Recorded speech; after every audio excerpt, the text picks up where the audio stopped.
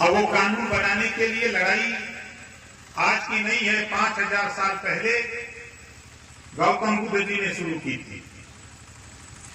आज के 5000 साल पहले वो लड़ाई गौतम बुद्ध जी ने शुरू की और गौतम बुद्ध जी ने कहा समता, स्वतंत्रता, बंधुत्व और न्याय पर आधारित सबको समता, स्वतंत्रता, बंधुत्व और न्याय सबको मिले।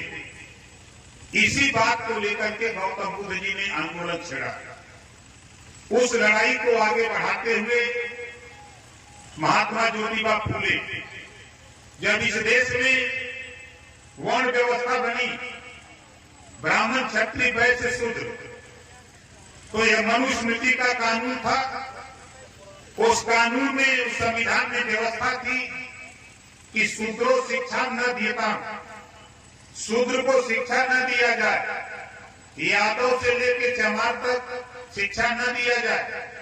महिलाओं को, चाहे सामान्य वर्ग की महिला हो, चाहे ब्राह्मण वर्ग की महिला हो, चाहे वैश्य वर्ग की हो, चाहे शूद्र की हो, किसी को पढ़ने लिखने का अधिकार नहीं था। इस लड़ाई को सावित्रीबाई फूले ने संघर्ष छेड़ा। आज हमारे देश की सर्वोच्च कुर्सी पर महामहिम राष्ट्रपति महोदया द्रौपदी मुर्मू जी बैठी हैं, तो ये महात्मा ज्योतिबा फूले, सावित्रीबाई फूले के संघर्षों की देन। उसी लड़ाई को आगे बढ़ाते हुए महाराज जब इस देश में छुआछूत चरम पे था, ऊंच नीच नफरत थी, तो छत्रपति साहू जी महाराज ने अपने राज्य में एक दलित के बेटा से चाय की दुकान खोलवाया, खुद पैसा दिया। चाय की दुकान खोलवा करके कोई चाय पीने नहीं जाता था, इतना छुआछूत था। तो राजा खुद छत्रपति साहू जी महाराज खुद उस दुकान पे जाकर के चाय पीते थे, और जब देखा कि इससे भी छुआछूत खत्म नहीं, तो देश में सबसे पहले 50% आरक्षण अगर किसी राजा ने दिया तो छत्रपति साहू जी महाराज ने अपने राज्य कोल्हापुर में दिया। उसी बात को आगे बढ़ाते हुए हमारे तमाम महापुरुषों ने संघर्ष किया। उसी बीच बाबा साहब डॉक्टर अम्बेडकर जी पैदा होते हैं। बाबा साहब डॉक्टर अम्बेडकर जी ने मौका मिला देश के संविधान लिखने का, कमेटी बनी, समिति बनी, तमाम लोग तितर बितर हो गए, लेकिन मौका मिला बाबा साहब डॉक्टर अम्बेडकर जी को सारे लड़ाई को समायोजित करते हुए वही गौतम बुद्ध जी, महात्मा ज्योतिबा फूले, सावित्रीबाई फूले, छत्रपति साहू जी महाराज के विचारों को समायोजित करते हुए उन्होंने भी समता, स्वतंत्रता, बंधुत्व पर आधारित भारतीय संविधान दिया। बाबा साहब डॉक्टर अम्बेडकर ने वो भारतीय संविधान दिया जिसमें न छुआछूत, न ऊंच नीच, न नफरत।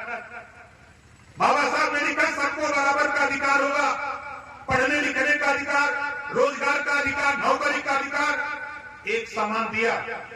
उदाहरण मैं आपको बता रहा हूं, आप बताओ आज के तारीख पर किसी चाय की दुकान पर छुआछूत है का? बोलो है?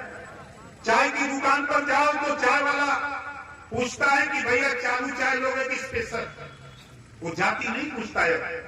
आप किसी होटल में चले जाओ रात ठहरने के लिए, तो होटल वाला जाति नहीं पूछता है, एसी या नॉन एसी कमरा पूछता है कि आप ठंडा वाला घर लोगे कि गर्म वाला। होटल वाला पूछता है। इसी बात को बाबा साहब डॉक्टर अम्बेडकर जी ने हमको, आपको वो पावर दिया, वो अधिकार दिया कि आज देश के सारे नेता आपके दरवाजे माथा टेकते हैं। बोलो टेकते हैं कि नहीं टेकते? आपने अपने जो पावर है वोट का, इस वोट के पावर के दम पर आपने जो मांगा नेता वो दिया। आपने जो मांगा नेता वो दिया। अभी तक हमारे साथी नेताओं से कहते थे कि दारू दे दो।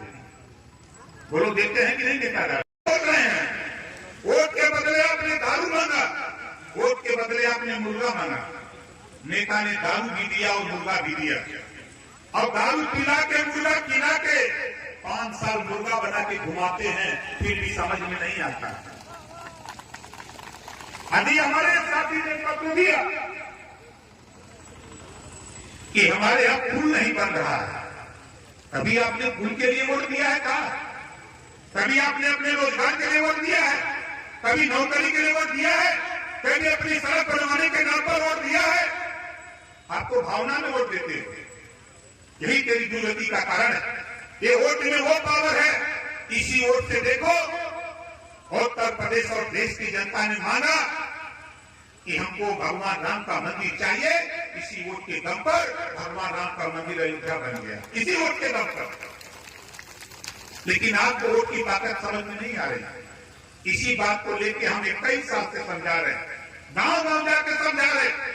जहां भी जाता हूं, चाहे वो बंबई का इलाका हो, चाहे गुजरात हो, चाहे आपका कलकत्ता हो, चाहे दिल्ली हो, चाहे तमिलनाडु, केरल, आंध्रा हो, पूरे देश में घूम घूम करके समझा रहा हूं कि जो बात बाबा साहब डॉक्टर अम्बेडकर जी ने पहले पढ़ने पे लिखा, शिक्षित हो, संगठित हो, संघर्ष करो। ऐसा नहीं है। पढ़ाई कहां से हुई? बोलो। अब पैसे के अभाव में आप अपने बच्चे को अच्छी शिक्षा नहीं दिला पाते हो ना? ये बात सही है कि गलत है? पैसे के अभाव में अपने बेटा बेटी को अच्छी शिक्षा नहीं दिला पाते हो। एक आंदोलन मैं 21 साल से कह रहा हूं, घबराओ नहीं, एकता बनाओ, एकता बनाओ। जब इस देश में एक देश एक राशन कार्ड कानून बना है, आपके महाराजगंज नौतनवा का राशन कार्ड उसका है, राशन कार्ड लेके जाएगा, बंबई में भी राशन ले सकता है।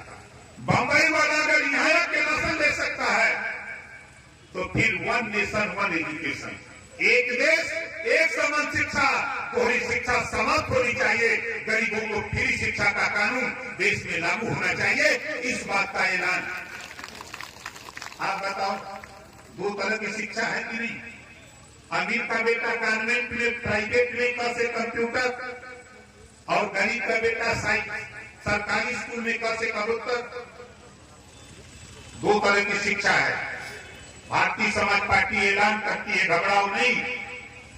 अब ओम प्रकाश राजभर देश की नब्ज को पकड़ लिया।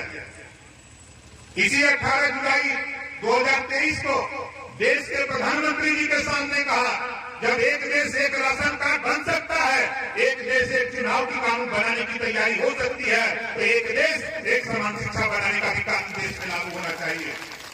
बोलो, होना चाहिए कि नहीं होना चाहिए? कितने लोग चाहते हो कि होना चाहिए? होना चाहिए।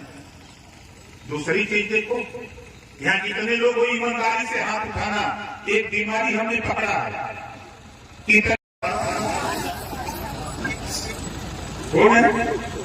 देखो इसी बात को लेके ओम प्रकाश राजभर 18 जुलाई 2023 को प्रधानमंत्री जी के सामने जब मुझसे उन्होंने पूछा कि ओम प्रकाश जी आप बहुत घूमते हो, कभी बिहार, कभी बंगाल, कभी दिल्ली, कभी महाराष्ट्र, कभी गुजरात, कभी कहां चले जाते हो, यूपी तो आपका घर है, आखिर में लोग क्यों आते हैं?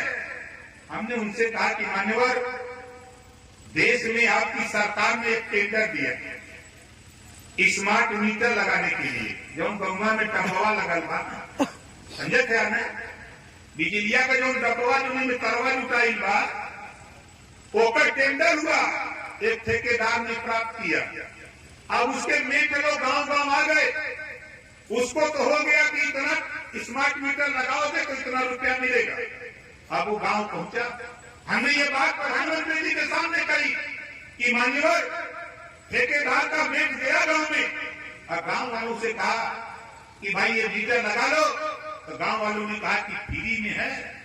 तो गांव वालों से उस मेट कहा कि हाँ फ्री में है।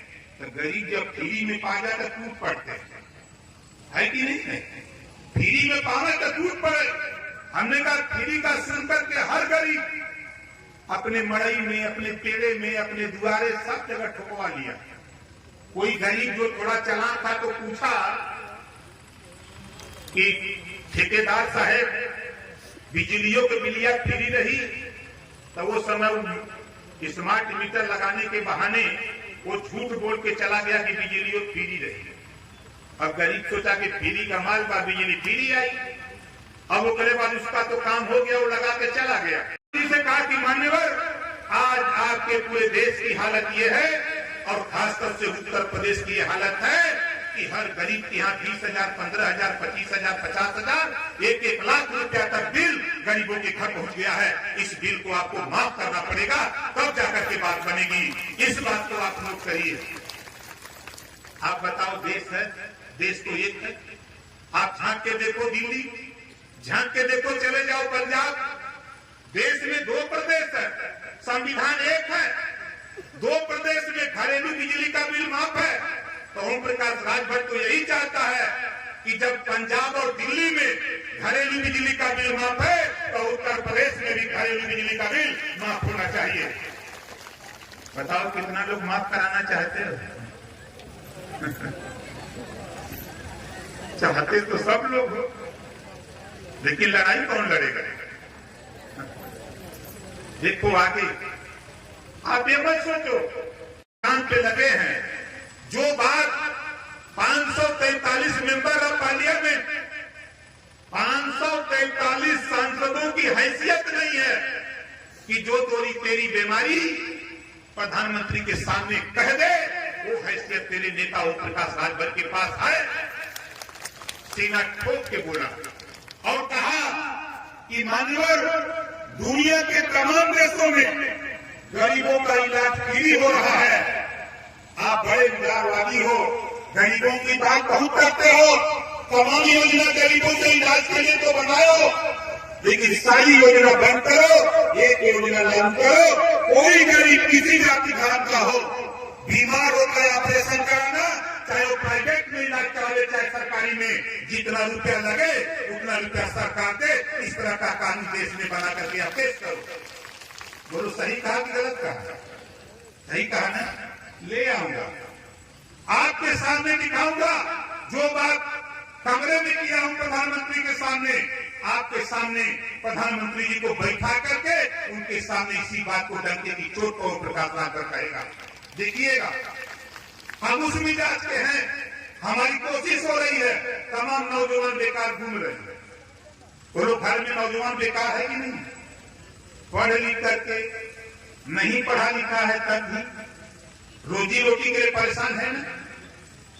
हम तो चाहते हैं कि देखो ये कानून पास हो जाता देश में। मैंने प्रधानमंत्री जी से कहा, मान्यवर, एक रोजगार परक शिक्षा का कानून आप बना दो।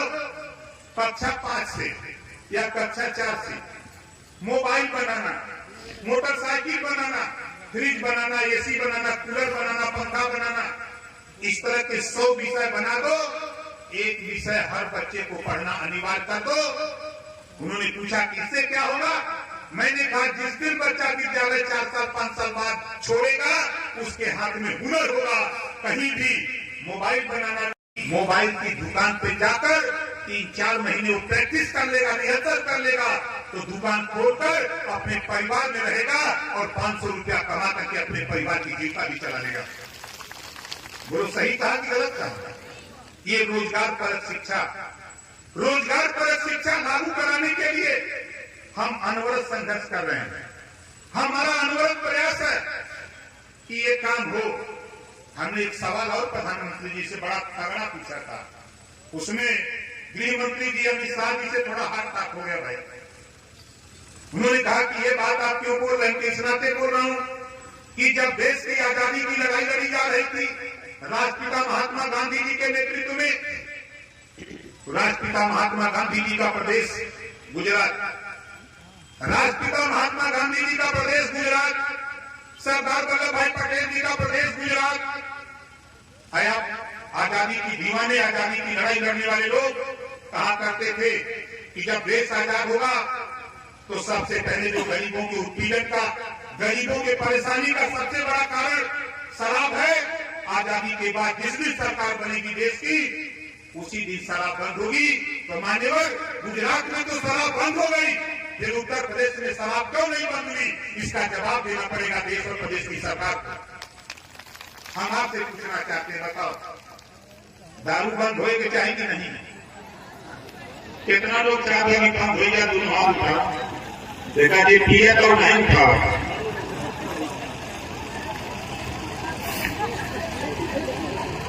पावर इज द मास्टर की। राजनीति एक ऐसी चाबी है जिससे सभी बंद ताले खोले जा सकते हैं। और तारीख में योगी आदित्यनाथ जी मुख्यमंत्री हैं, आपके वोट के दम पर है। आज देश के प्रधानमंत्री माननीय नरेंद्र मोदी जी हैं, तो हमारे आपके वोट के दम पर है। हम आप वोट देना बंद कर दे तो मुख्यमंत्री और प्रधानमंत्री बनना बंद हो जाएगा। ये पावर आपके पास है, आप अपनी बात को करते नहीं। आ गए तो कहें कहा नौजवान आजकल का शिक्षा की बात को कम करता है, दारू की बात ज्यादा करता है ना? नौजवानों देखो, ये समय सुधरने का है, ये समय सुधरने का है। पढ़ो, मेहनत करो। ओम प्रकाश राजभर, आप सोचो मत, विचार करो। बसपा को पीट दिया हूं, एक एमएलए बचा है। कांग्रेस को पीटा हूं, 2 एमएलए यूपी में बचा है। इसी लोकसभा के चुनाव में समाजवादी पार्टी को पीटूंगा, समझ में आ जाएगा। उसके बाद तो लड़ाई समझ लो अब आप, क्योंकि अभी हम हैं दोस्ती की है ना? 24 के बाद खेला होगा, 24 के बाद तो यूपी में खेला होगा, अब बहुत तगड़ा खेला होगा। हम जहां भी रहते हैं सीना ठोक के रहते हैं, हिस्सा चाहिए। अगर मैं मंत्री पद का लालची होता तो मंत्री को बना क्यों इस्तीफा देता? हम भी जूता लेके, रुमाल लेके जूता पोछते तो हम भी मंत्री बन के रहते। लेकिन मेरा वो मकसद नहीं था। मेरा मकसद वो था कि जो 27% पिछड़ों को आरक्षण लागू है, उस लड़ाई को हमने लड़ करके पूरे रिटायर्ड जज हाई कोर्ट माननीय राघवेंद्र सिंह जी के नेतृत्व में यूपी जी से कह करके कमेटी बनाया, 7, 9, 11 बंटवारा करा दिया। पिछड़ा को 7, अति पिछड़ा को 9, सर्वाधिक पिछड़ा को 11। 100 दरोगा की भर्ती होगी तो 27 पिछड़ी जाति का होगा और पिछड़ी में भी 3 कैटेगरी होगी। जो सबसे मजबूत पिछड़ा में है वो 7%, जो उससे कमजोर है वो 9%, जो सबसे कमजोर है उसको 11% देने का हमने जांच करा करके रिपोर्ट तैयार करा दिया। तो लागू नहीं हुआ। लोगों ने हमको समझाया कि इस चुनाव में नहीं लागू होगा। हमने कहा कि अब ओम प्रकाश राजभर चला जाए, भेज दे। थमा दिया इस्तीफा गृह मंत्री जी को, प्रधानमंत्री को, और वहां से आ गया लखनऊ, मुख्यमंत्री को इस्तीफा दे दिया और जाके राज्यपाल को लेकर के मैदान जंग आगे खड़ा हो गया कि हमारी लड़ाई अब आप सामने सामने होगी। हम भी बोलेंगे, आप भी बोलो, हम जनता के बीच में जनता को जागृत करेंगे। हमको दे दिया इस्तीफा। हमारा मकसद वो नहीं, हमारे लिए मंत्री पद नहीं, हमारे लिए गरीबों आपको अधिकार दिलाना सबसे बड़ा मंत्री पद होगा। जिस दिन हम आपको अधिकार दिला देंगे उस दिन हमारी लड़ाई का विजय होगा। और राजभर भाइयों, आप बताओ, 500 साल भगवान राम को मंदिर में ले आने में लगा भारतीय जनता पार्टी को। 500 साल लगा ना। 161 साल supreme court, high court, lower court मुकदमा लड़े। देखो ओम प्रकाश राजभर के संगत आपने थोड़ी सी ताकत दिया। 20 साल के अंदर महाराजा सुहेल देव जी को बहराइच में लाकर 50 फुट ऊंची मूर्ति लगवा करके देखवा दिया। ले चलूंगा आपको, अभी उद्घाटन हो जाने दो, ले चलूंगा आपको दिखाने कि जहां हमारे महाराजा सुहेल देव जी 50 फुट ऊंची मूर्ति और 10,000 करोड़ रुपए की लागत से पार्क बनवाया, उसका सौंदर्यीकरण, कुटला नदी जो है उसके नहाने का जो सीढ़ी, सारी व्यवस्था तैयार करा दिया हूं। सिर्फ उद्घाटन होना बाकी है। 20 साल के अंदर ये तेरे संघर्षों की देन है कि तेरे राजा को लाकर के खड़ा कर दिया।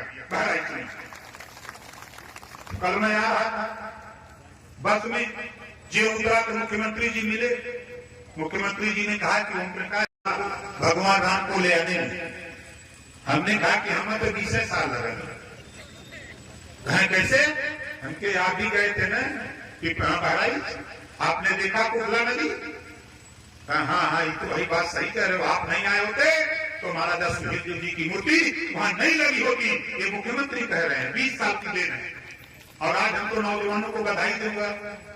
मोटरसाइकिल से आ रहे थे, पीछे मैं देख रहा था, लिखा था राजभर जी, लिखा था। हमारे कुछ नौजवान आ रहे थे मोटरसाइकिल से जुलूस लेके आगे, तो उनके गंजी पर पीछे लिखा था राजभर जी। कल क्या थे? कि पार्टी की देन है साथियों कि आज जो कल तक आप अपमान की दृष्टि देखे जाते थे, आज सम्मान के साथ आप देखे जाते हो। आपको बुलाया जाता है तो सम्मान के साथ बुलाया जाता है। आप देखो टेलीविजन पे कभी नहीं आते थे, लेकिन आज चाहे राष्ट्रीय चैनल हो, चाहे प्रदेश का चैनल हो, चाहे अंतरराष्ट्रीय चैनल हो, जो आप गंजी पर पीछे लिखवाए हो राजभर जी, टीवी पर भी बोला जाता है का हो राजभर जी। बोलो सही है गलत है? आप उठा के देखो, गूगल बाबा को मजबूर कर दिया अपने इतिहास के लिए, गूगल बाबा को भी मजबूर कर दिया, देश के प्रधानमंत्री को मजबूर कर दिया, देश के राष्ट्रपति को, गृहमंत्री को, मुख्यमंत्री को, सारे दल के नेताओं को मजबूर कर दिया कि अब आपको भी महाराजा सुहेलदेव जी की जय बोलना पड़ेगा, वरना हालत बिगाड़ देंगे Maharaja Suheldev. British broadcasting corporation of London, जो दुनिया की समाचार एजेंसी है, BBC लंदन, वहां से प्रसारित होता है कि भारत देश में एक ऐसा महाप्रतापी राष्ट्रवीर राजा राजभर महाराजा सुहेलदेव जी पैदा हुआ, जो देश में राष्ट्र की रक्षा के लिए, राष्ट्रीय सुरक्षा के लिए विदेशी आक्रमणकारियों को निस्त नाबूद कर दिया।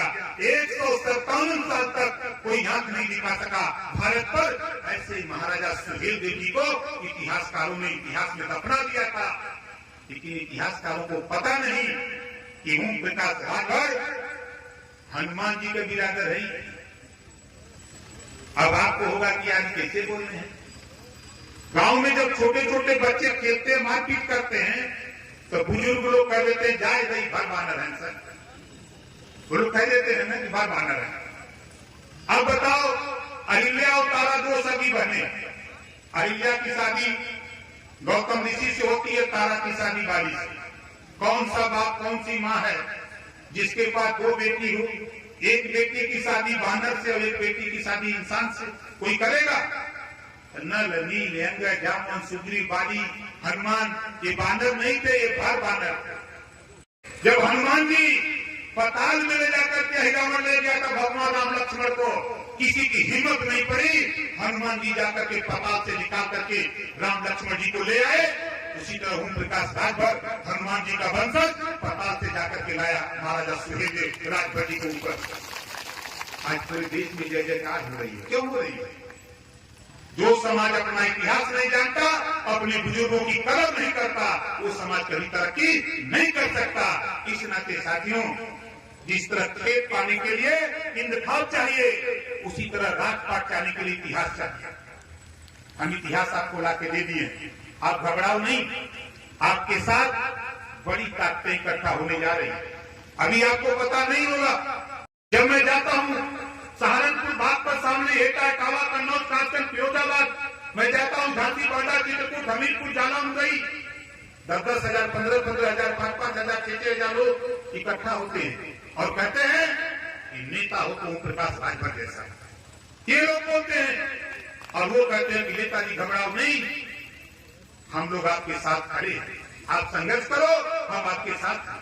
वो इस बात का बिल्कुल पूरे प्रदेश में आपका सटा हुआ बिहार में भी हाहाकार मचा दिया इसी लड़ाई को। और माताओं, बहनों, बुजुर्गों, टीकाकुल बुजुर्गों, नौजवान साथियों, मैं आप लोगों से देखो हाथ जोड़ के एक निवेदन अपील करता हूं कि आपके घर जो बेटी पढ़ रही है, जो आपकी बहन पढ़ रही है, उसको भी राजनीति में ले आओ। जो नहीं पढ़ी लिखी है उसको भी राजनीति में ले आओ। ये मत सोचो कि पढ़ी लिखी नहीं है। राबड़ी देवी बिहार में बिना पढ़ी लिखी अगर वो मुख्यमंत्री बन सकती है, तो हमारी भी बहन बेटी बिना पढ़ी लिखी सांसद और विधायक बन सकती है। इस नाते देखो, मैं आपसे कह रहा हूँ, अभी देश की सरकार किया, लोकसभा और राज्यसभा से कानून पास हुआ कि 100 MLA होंगे तो 33, 30 और 3, 33 महिला, 100 सांसद में 33 महिला, ये कानून पास होने जा रहा है। लोकसभा और राज्यसभा से तो पास हो गया है, ये कानून लागू होने जा रहा है। जिस दिन लागू हो जाएगा फिर हम लोग पिछड़ न जाए, इसके लिए हम आप लोगों से निवेदन करता हूं कि जो हमारी बहन बेटियां पढ़ लिख रही हैं, चाहे वो वही गड़ेरी कुंभी कोई नहीं भार चमार मुसर धोबी पटी पासी केवट बिन मला जो रात दुनिया सारी शेख सैयद पठान चौहान ठाकुर ब्राह्मण बनिया लाला गोड़ खरवार भूमिहार बिहार, हर जाति में गरीब है। गरीब की बेटी बेटा बेटी पढ़ रही है, उसको राजनीति सिखाओ। आने वाले 5 साल के अंदर वो दृश्य बदलने वाला है, ताकि हमारी बहन बेटियां विधानसभा और लोकसभा में जाकर अपनी लड़ाई खुद लड़ सके, तब जाकर के हमारी आपकी बात बनेगी आगे। इस बात को इस नाते कह रहा हूं कि 75 साल बीत गए, हम तरसते थे कि कोई नेता पैदा हो जाए, तरसते थे कि कोई हमको आकर के हमारे विकास की बात करे। लेकिन आज हमको तो खुशी होती है कि जब मैं दिल्ली एयरपोर्ट पर उतरता हूं, बॉम्बे एयरपोर्ट पर उतरता हूं, कलकत्ता उतरता हूं, जहां जाता हूं उतरता हूं, तो वहां सैकड़ों लोग सेल्फी लेने के लिए, कुछ लोग तो दूर से देखो ये राजभर जी जा रहे हैं, यही टीवी में बड़ा तगड़ा बोलते हैं। लगता है कि नहीं लगता है? हमारे मुसलमान भाई ये लोग पता नहीं मोहम्मद साहब को मानते हैं, जानते तो हैं, मानते नहीं। ये लोग बाजा बजाते हैं दूसरे का, बहारों फूल बरसाओ तेरा महबूब आया। अरे हम तुम लोग से पूछी लगे तो हर महबूब कहिया लिया। 9% आबादी यादव की, 4 बार मुख्यमंत्री, 20% आबादी मुसलमान की बाजा बजाओ तो दूसरे का, कभी कांग्रेस का बाजा तो कभी सपा का तो कभी बसपा का, कि गुनगुन बाजे बजाओ। बाजा बंद करो, सोचो। नौकरियों में 38% थे मुसलमान भाइयों, 38%। कांग्रेस ने, सपा ने, बसपा ने इतना विकास किया, आज नौकरियों में 1% नहीं रह गए हो। यही तेरी दुर्गति का कारण है, यही तेरी दुर्गति का कारण है। सपा ने सिर्फ दिया तो नफरत के सिवा कुछ नहीं दिया है, और दिया तो आप मरो। कब्रिस्तान की छड़ देवाली घेरवा दिया, उसी में जाके गड़ो, मरो, और इसके अलावा कुछ दिया है क्या? यही तो दिया। हम बोलते हैं तो बुरा लगता है। इस नाते मैं कहता हूं, देखो खुदा उसी की मदद करता है जो खुद अपनी मदद के लिए तैयार है। आज ओम प्रकाश राजभर जब अपनी मदद के लिए निकला, तो गरीबों की लड़ाई को लेकर निकला, आज पूरे उत्तर प्रदेश नहीं पूरे देश में हाहाकार मचा हुआ है। हर पार्टी सोचती है कि ओम प्रकाश राजभर से समझौता हो जाता तो हमारी सरकार बन जाती है। बोलो सही है कि गलत है? हर व्यक्ति सोच रहा है, लेकिन हम भी सोच रहे हैं कि उनके लोगों के पहले दाव हो तो हमारे पहले दाव आ गए। अगर उनके पास दाव है राजनीति का दाव, तो हमारे पास भी दाव है। हमारे पुलिस विभाग के साथी हैं, किसी की जबान नहीं खुलती। ये 18 घंटा, 16 घंटा, 20 घंटा ड्यूटी करते हैं, तब तनख्वाह देने की बात आती है तो 8 घंटा। जब सदन में इनके तनख्वाह बढ़ाने की बात आती है तो किसी नेता का हाथ नहीं उठता। जो विधायक हैं, जो सांसद हैं, इनके हाथ में लकवा मार देता है। जब नेताओं की तनख्वाह बढ़ानी होती है तो दोनों हाथ उठा देते हैं। इस नाते मैं कहता हूं, घबराओ नहीं साथियों। जिस दिन मेरी सरकार बनी, आप 6 घंटा ड्यूटी करोगे, 6 घंटा की तनख्वाह ओम प्रकाश राजभर कानून बना के देने का काम करेगा। मैं तो सदन के अंदर मुख्यमंत्री जी से कहा कि मान्यवर, आप साइकिल अलाउंस देते हो 200, महीने में 30 दिन होता है, एक भी थाने में साइकिल नहीं है, मोटरसाइकिल अलाउंस 300 करो, तो 100 रुपया बढ़ा दिया। फिर मैंने फिरा तो साइकिल हटा करके मोटरसाइकिल अलाउंस 500 किए। फिर फिरा, क्या ओम प्रकाश जी धीरे धीरे बढ़ाऊंगा? हमके नहीं, धीरे धीरे नहीं, अगली सरकार आते का महीना ये हो जाना चाहिए, नहीं तो ओम प्रकाश राजभर को जब खोलेगा विरोध तो आपको भी बुरा लगेगा। मुख्यमंत्री जी, इससे सावधान रहिएगा। ये बात मैंने सदन में कहा। इनके वर्दी भत्ता की बात हो, चाहे भोजन भत्ता की बात हो, किसी मुद्दे पर इनकी लड़ाई की बात हो, तो सदन के अंदर अगर बोलता है 403 विधायकों में, तो ओम प्रकाश राजभर के अलावा किसी विधायक अंदर की हिम्मत नहीं कोई बोल पावे। सब डरते हैं कि हमें टिकट कट जाई, हमें नेतवा ही न करी, हमें मंत्री न बनाई। लेकिन ओम प्रकाश राजभर 25 करोड़ आबादी उत्तर प्रदेश की है, 25 करोड़ में किसी से नहीं डरता हूं। डरता हूं तो सिर्फ ऊपर वाले से डरता हूं, नीचे किसी से नहीं डरता हूं। आप लोग बताओ, आप लोग डरते हो? बोलो कितने लोग डरते हो? आप लोग डरते हो?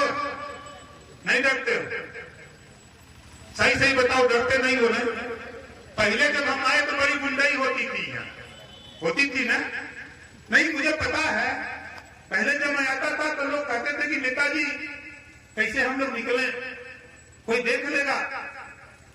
लेकिन आज सोचो कि 20 साल का ये संघर्ष, ओम प्रकाश राजभर, वो बड़े बड़े गुंडे जेल की सलाखों में मजा काट रहे हैं, आप सड़क से घर से बाजार आकर के मजा काट रहे हो। बोलो सही है गलत है? डरता वही है जिसको डरवाया जाता है, डरवाने वाले को ही डरवा दो। हम तो कहते हैं, हमने तो बोला था जब मैं मिनिस्टर था तब भी बोला था, सोनभद्र में बोला था, गया था इटावा वहां भी बोला था, जहां भी जाता, अभी औरंगाबाद गया था वहां भी बोला था कि देश में अगर कोई गुंडा है तो ओम प्रकाश राजभर से बड़ा गुंडा कोई नहीं है। कि नोट कर लेना, निकले पहले वोट है वह गुंडा है, बोला हो कि नहीं है। अब ये माफिया है चाहे कोई माफिया, सब ओम प्रकाश राजभर के सलूट मारता है, चाहे जितना जने हो। ये अपने के ताप लगा तो चाहे बिहार चाहे यूपी चाहे बंगाल, पूरे देश का बात करते हैं। वो ताकत आपको साथियों, आपकी ताकत के दम पर देश के बड़े बड़े माफिया गुंडा ओम प्रकाश राजभर को सलूट मारते हैं। हास्य लोग मानते हैं। विधानसभा के अंदर एक बार अंदर मुख्तार अंसारी को बाहर ब्रिजेश सिंह गेट पर खड़े थे, हड़कंप मच गया पूरे विधानसभा में। मैं मिनिस्टर था, लोगों ने कहा कि मंत्री क्या सारे माफिया। उसी दिन राजा भैया, उसी दिन धनंजय सिंह, 7 बड़े बड़े माफिया की सूची वाले लोग आ गए हमसे मिलने बारी बारी। पूरी विधानसभा में सचिवालय में हड़कंप मच गया। यार ये मंत्री कैसा है कि कुल यही कहें जाते क्यों आ रहे थे? सबको नशा वोट का था, वोट के लिए सब लोग सलाम कर रहे थे। तो साथियों, पावर आपके पास है, जो वोट का आपके पास पावर है, इसी पावर के दम पर आपको सारे नेता सलूट मारते हैं। अगर बाबा साहब डॉक्टर अम्बेडकर जी ने आपको वोट का पावर नहीं दिया होता, आज कोई आपको सलाम करने, आपको दारू मुर्गा पैसा देने आपके दरवाजे नहीं आता, अपने घर बैठा रहता, वहीं से चुन लिया जाता। आज से यहाँ आए हो जितने लोग, यहाँ से शपथ लेके जाओ, चाहे गौतम बुद्ध जी की, चाहे भगवान राम की, चाहे भगवान की, चाहे अल्लाह की, यहाँ से कसम लेके जाओ कि बोलो दारू पर बिकोगे आप लोग? कितने लोग दारू पर नहीं बिकोगे? हाथ उठाओ, सोच लो, विचार कर लो। ये तेरा नेता 21 साल बीत गया, 22वां चालू है, 22 साल हो गया, दूसरा नेता भाग गया होता घर, लेकिन तेरे पीछे तुझे अधिकार दिलाने के लिए मैंने क्या क्या नहीं किया। किससे पंगा नहीं लिया? देश की सरकार से पंगा लिया, प्रदेश की सरकार से पंगा लिया, बड़े बड़े पहलवानों से पंगा लिया, बड़े बड़े माफियाओं से पंगा लेकर ओम प्रकाश राजभर तुझे अधिकार दिलाने के लिए रात दिन संघर्ष करता रहता है। मुझे चिंता नहीं, जाको राके साइया मार सके न को, बाल न माता कर सके बैरी जब सारा हो। मुझे चिंता नहीं, मुझे चिंता है तो सिर्फ आप लोगों की चिंता है। इस नाते आपसे कहूंगा कि ये लड़ाई हम सबकी है, हम सब मिल करके इसी 17 तारीख को गोरखपुर मंडल, ये गोरखपुर मंडल में आता है ना जिला, गोरखपुर मंडल में बुद्धा पार्क है, कुशीनगर मुख्यालय थे, वहां महाराजा सुहेल देव जी का भव्य मूर्ति पूजन होगा। आप लोगों को भी चलना है। बोलो कितने लोग चलोगे? कैसे चलोगे? पैसा तो खत्म हो गया है ना? पैसा खत्म हो गया है ना? नहीं, सही बात है, पैसा खत्म। हमारे नेता लोग आप लोगों से आके मांग जाते, यहाँ तक पहुंचाए हैं। हमारे नेता लोग, हमारे कुछ नेता लोगों के पास माल है ना? अब भाई हम लिया है, मनोज सिंह खबर कोई नहीं को लिया है, बगल हो जाओ यार, मुरली जी का बैठने दो आप लोग। इनकी बिरादरी के पास बहुत रुपया है, ज्यादा नहीं, इनसे हम 100 बस ले लेंगे। बोलो कितने लोगों को बस चाहिए चलने के लिए? बस कोई दे देंगे? तेल भराओगे? नहीं भराओगे? नहीं, सही नहीं बताओ, तेल भी मत भराना, जाने दो। तेल का भी जुगाड़ कर लेते हैं, बोलो तेल का भी जुगाड़ कर ले। तो हमारे जिलाध्यक्ष मुरली राजभर, जोरदार ताली बजा के मुरली जी का स्वागत करूं। हमारे बहुत पुराने नेता हैं सीताराम। जय सुहेलदेव, जय सुहेलदेव।